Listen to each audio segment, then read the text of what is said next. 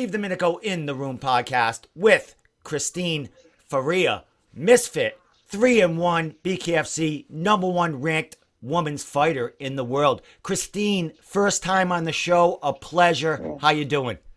Thank you for having me. Appreciate being here. Yeah, I'm just doing good. I'm just, trying to get over the Christmas shenanigans and going to the new year, ready to wreck shop. Excellent. Do you get to use? I mean, you fight a lot. Do you usually get to celebrate holidays, or are you cutting weight usually at No. most holidays? I don't celebrate holidays usually. At all. I don't at all. So like this is weird for me because I'm coming off of a shoulder injury. So I'm taking it easy, but this is not what I'm used to. So I mean, I don't celebrate holidays. I think I put it in my mind that they're garbage and they're shit. And because like in the beginning it was hard to not go eat and go drink and go do the normal everyday thing that people do. So like I literally turned my whole mentality into like they're garbage. So like trying to reverse that is impossible. Well, you're a full time fighter. You're always on the go. Yeah. You're always training. So it's a great way to look at it. I mean, you're always working. There's no time to rest. There's no time to eat cookies and cake and all that other stuff. I mean, you could say hi to the family, but the discipline is there in you.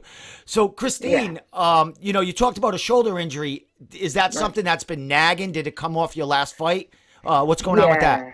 It's been nagging. I just kept getting cortisone shots in it, and it finally gave. So it just got to the point where I couldn't even do a push-up anymore or a pull-up.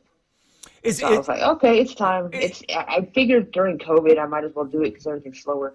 So I was like, yeah, I might as well get it fixed. Excellent. Is it something that kind of not that your performances in the ring were lacking, but was it something that held you back just a little bit, having that nagging injury? The Callie Cutler fight would have been way more devastating if I had just retore something about 4 weeks prior to that fight, and I just got a cortisone shot, and I couldn't throw. Like I could barely spar. My punches aren't coming out straight. I couldn't counter because of the pain. So like she had a really lazy jab. I could have came over the top and knocked her. Had a really great knockout. And that's what I planned to do, but it's hard when you have an injury. Like I had 3 different torn. I had rotator cuff and 2 other tendons that were torn. So, well, it was pretty bad. You having that injury and the devastation and the TKO knockout that you had on her, it would have been great to see you. Post I could have been operation. more creative. I could have been more creative. Yeah, you could have. Definitely could have been more creative. You could have lofted her head into the second row. So, Christine, I mean, that was your 4th fight in BKFC. You've been the champ. What did you see in that fight that was different from your last fights? I mean, you've been devastating people from your start. You had one little hiccup in there, a great fight. Your only loss. What did you learn, and what was the difference in this fight from that last fight in 2019? Oh, I was in a different mental. There were some things going on in my camp that I can't really address publicly, that were going into when I lost my title. There's no excuses, but, when certain things come up in your camps and, what you're dealing with, it affects your performances no matter what. Like, any champion should be able to adjust and perform no matter what. So, in my mind, there's no excuse for it. But at the same time, I take into consideration that there were a lot of things going on that I wasn't happy with at the time. But I fixed that. And going into my Callie Cutler fight, I learned from, what to fix in time to keep my mental, state strong to make sure I can perform at my best ability. Well, it showed back in September when you came back. I think it was almost a year. You were scheduled to rematch for that title. COVID hit, so that was put on the shelf. And then you came back and a second round TKO in highlight fashion. How'd it feel to get back in there and to get that next win and keep the momentum going again into 2021? No, I felt great, because sitting on an L and then sitting on it for about a year, maybe a little over a year, I think, about like a month, a year and a month, it just sucks. You know what I mean? So this is my life. This is what I do. So it just feel like, oh, you just lost the fight. Yeah, it's not just a fight to me. So yeah, getting that win put me on a more positive energy set. I feel like I'm believing all that crap, that what you put out, you get back. So I'm sitting on a win, and I powered through that as well through adversity. So I just feel like it's just gonna progress, and I'm gonna start my winning streak again. Well, what's your timeline as far as recovery, and when you looking to get back in there? I believe I'll be back in April, May, Well, depending on whenever the shows are. I think he's having one in March for BKFC, so March, April. So I think he has one every month, or he's planning to. So hopefully I get that April. I'm healing quickly. I'm staying pretty healthy, about 90% healthy. 10% I've screwed up a little bit. Let go a little bit. So I'm making sure that my blood is clean. I'm drinking lots of water, not putting bad stuff in there because all the blood is what helps you heal. So I'm trying to keep everything just legit, still drinking a lot of water, a lot of nutrients, just trying to heal as fast as possible. I want to fight now. Well, there's a lot of action and the momentum that BKFC is like, has taken over the combat world. Yeah. You have the MMA out there, but there's nothing like BKFC out there, and they're going against the big boys, and they're excelling in it. Yeah. There's a lot of stuff going with them signings, a lot of talk about, the women's division. The big talk, Paige Van Zant. We know you called her out. You were looking to fight her. She's scheduled to fight Super Bowl weekend. How excited are you to finally see and have a matchup for her announced so she can actually fight, and maybe, April, something can work out with you two? Yeah. Whoever they have me fight, I'll fight. I want to see how she does in February. I really do. I am curious, and I am excited to see her fight, and I am excited to see how a UFC caliber level female, besides Beck Rawlings, handles it. Like I'm just curious. I feel like their stand up isn't the best MMA fighters, in terms of boxing. So they kind of just like just throw the. I just want to see. And I think the way I've seen her fight. I kind of just started studying her fights like a couple days ago. Kind of really broke them down, and I see what kind of fighter she is, and I see what approach she's going to take. She's smart. So I think people, her fans, of course, are on her side, thinking that she can do it. But there's a lot of people in BKFC that just don't think she's going to survive. I think she's a great athlete. I think she has a strong mind. I know she comes from alpha male. I trained at alpha male, and I know how they train, and I know what they do to you mentally and physically. So she's not going to be as easy as people think. She's had elite training for a very long time. She has the best of the best strength conditioning. She has access to everything. She has the money. She has everybody kissing her ass because of her name. She has it all. So all of us down here that don't have access to that are at a big disadvantage, and people aren't looking at that. You know what I mean? So, although I know I could beat her on any day, any time, I'm not saying that. I'm just saying the level that she comes with mentally, maybe not as much skillfully in boxing. What she's getting now is going to be a big disadvantage for the other girls in the promotion.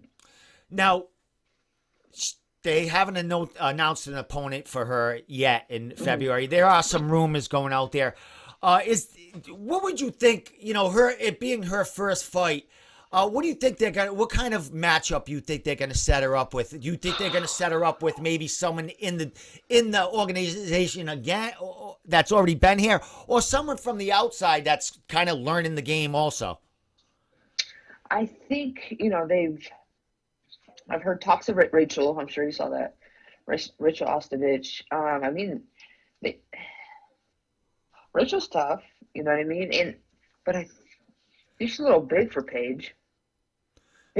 Yeah, I don't think they're gonna put her against Rachel. You know what I'm saying? Christine, this has been the debate for months since she's been signed. I mean, everyone wanted to fight her just because of the name. I mean, Britton Hotch came off a big win. She called her out. You called her out just because she's a big name, and you want to take out the whoever they think is the best and the biggest name. I said, yeah, I'm here. I will fight you. But the thing is, I'm really not really interested. Yeah. I want a fight. Like, I don't need to ride her wave. I haven't clout chased in this business like this. I haven't clout chased. I've always built on myself. I mean, would it be cool to fight? I want to see how she does. Yeah. I want to see how she does. Like, I don't want to go through a camp for someone that I don't not respect her. For someone that I don't think that can beat me. Yeah, I want to fight someone new. Yeah. My opinion is she's not ready for you. She definitely needs to get in there. She needs to learn the ring. She needs to learn, that clinch work, that everything. Yeah. I mean, you can't just go in there and have crisp punches and get away with that. I mean, it's a whole different ball game in there. You've been in there. Speed. Yeah, you've been in there 4 times. I mean, they got to get her, feet wet in there. But, come April, she performs great in there in February against whoever it is. There's going to be a lot of chat there.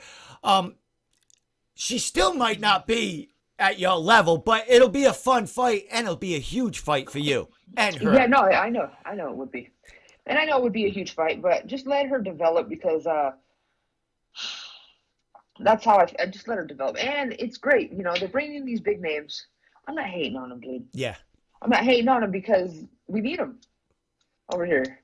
So, I mean, and I told her, I shot her a message. I was like, hey, if you need any help or anything, just let me know. Because I'm not hating. Like, I don't like some fighters, but not every fighter. That once I sign the dotted line with you, of course, you're an enemy until after the fight, but I don't need to talk shit to everybody. And I don't hate on the pretty girls. You know what I mean? Like, I just don't like when if I'm doing good and then twerker comes over here and passes me up. Yeah, I understand. Just because you're twerking, it's like, that's fucking frustrating. It's like, go to Vegas, come here to Vegas and go be the best twerker. Okay, get out of what I'm doing, because now I can't even fight anybody because they don't want me to get to you. You know what I mean? That's the only time I get frustrated. But I understand this is a business. This is business, so you have to do things that attracts people. And I'm here to help Bare Knuckle grow. I want to grow with Bare Knuckle. The better Bare Knuckle does, the better I do. So that's what I'm all about right now, and just succeeding, dude. And riding my own damn wave. I don't, if Paige is doing great, then I'll fight you. But I don't want to fight you if you suck at Bare Knuckle. Yeah, it's boring. Christine, and Paige is a big star, because the MMA, the internet, and everything she does on Instagram and everything, along with her fighting career. You have a big following, and it's basically just from your grind, your fighting style, the people you've picked up, gradually along the way. I mean, you've had to earn your followers, and they all mean something because they are all passionate for you. Everybody, and all my riders, they all ride. And you feed off that, and you give back to them. You're very gracious on social media, very respectful, as you say. But you're a tough girl too, and you take no shit. Leading into 2021, you got a great camp behind you. You're in Vegas. Man, you're cornering stars in BKFC, man. Even though you're nursing an injury, how do you see yourself in 2021, and where do you see yourself maybe by 2/3 into the year? Yeah, so right now, during my injury, because usually I'm pretty selfish because I'm actually always fighting. So I'm giving back. I'm there for the fighters that need me. Some of my family members. Right now is my time to be able to give back. and show that I'm not just a taker, that I am going to give. Like when my career is over, I'm going to be able to give more. I'm on, off, on my off time. So I wanted to show that, and I wanted to show that I know it's not all about me. You know what I'm saying? Yeah. And it just, when I'm in that fight mode and I'm chasing greatness in my mind, I shut everyone down and everything down. But so that I was taking care of. That's what I'm taking care of now and doing for whoever I can right now, as much as I can. And going into 2021, I think I'm going to be stronger. I'm working on, mental stuff. I'm working on, I'm training a lot more people now. Again, I stopped that for a while. But I'm back and I'm starting to work at the UFC, one of the UFC gyms here as an MMA coach. So I'm going to start teaching Muay Thai and boxing. Yeah, I'll include the boxing in my Muay Thai. So I'm not going to intertwine it, and I just know, like, when I was fighting Muay Thai, what I could have done different now. I know that now. So, like, I think I can create a little something that'll be cool for, the people that I'm teaching. But I just think I'm going to heal up and I'm going to be stronger because I didn't really work. I didn't do much weights in my, I haven't done much. I like speed. Speed is power to me. So bare knuckle, pop, pop, pop, pop. Like, they're not going to be able to take that. You can't take that, dude. So, like, lifting weights for me wasn't a thing. But I think when I come back, I'm going to start doing a lot more weights. I think I want to get a little bit stronger. And in physical therapy, they're making me work my shoulders, like in ways that I never worked before. So I just think everything's going to be more structured and built better. And I'm with a new team that it's kind of a new old team, but he's ruthless. So when I come back, I'm going to be a different fighter again. Like, these people think they saw my last fight and that was me, and then they saw my last fight was me. But you'll see progression in every fight. You'll see something better from me every single fight, and that's because I'm always in the gym. Like, I'm in there. I like training with kids, like going to the Olympics and doing all that, because they are humble and hungry for knowledge. I don't want to be around a bunch of pros with a bunch of ego that think they know it all. I fucking hate that. I want to be around a coach that's teaching me, and I'm staying humble and staying hungry like I don't know anything. You know what I'm saying? That's how I improve, and that's why I am improving the way I am in boxing. Because if you go back and you look at my fights, I mean, I have hands, but not educated hands, I just kind of threw. I know how MMA fighters fight. Okay, kick. Okay, I like the punch. Kick. You know what I'm saying? There's a lot of high level guys and girls out there, but a lot of them they're a lot of, anyway. So yeah, I just know that I want to stay hungry, and I am hungry, and I still feel like a freaking child in this. I feel like I have so much to learn, and I don't want to quit anytime soon. I just love this shit so much. Well, Christine, seeing you on social media, seeing you, in the BKFC organization, you live and breathe BKFC. I mean, they are part of your life now. Big things for you coming in 2021 for you and the organization. So much going on with them, so happy for you. So happy that you got this time off. You got to kind of find yourself, figure things out, and, shoot off into 2021 and, have that title at your grasp again, So last thing, Christine, I know you got fans. I know you got followers. I know you got some sponsors and social media you all want to get out there. So shout it out, and I'll let you get back to, training and mending that shoulder of yours. All right, thank you. Thank you for having me on. I appreciate you. I just want to say thank you to Bare Knuckle, David Feldman, Nate Shook, for finding me fights, keeping me on the cards, dealing with my crazy ass. Just my sponsors, Veteran Farms, Rude, Holeless. Oh yeah, this guy, the Holeless. They're bomb for my dog. My dog has severe anxiety. Lift it up a little bit. Lift it up. Lift it up. Yeah, there you go. Now we see it's Holeless. It's for my dog, and I swear it helps her hip and her anxiety. So, Chihuahuas are all shaky. But anyway, I just want to give a shout out to them and Outlaws. Just my friends and family, my supporters. I just love all you guys and appreciate it. You guys are the fuel to my fire. And the haters too, thank you as well. Yeah, I just, I'll be fighting the mid-year, and hopefully everybody's watching. Excellent. Well, we look forward to it, Christine. I mean, you put on a show every fight, and like you said, every fight is different, and you're evolving in every one. So we can't wait to see you fully healthy in 2021, going against whoever decides to take that challenge in April, which we're hoping. Yeah, thank you. Excellent.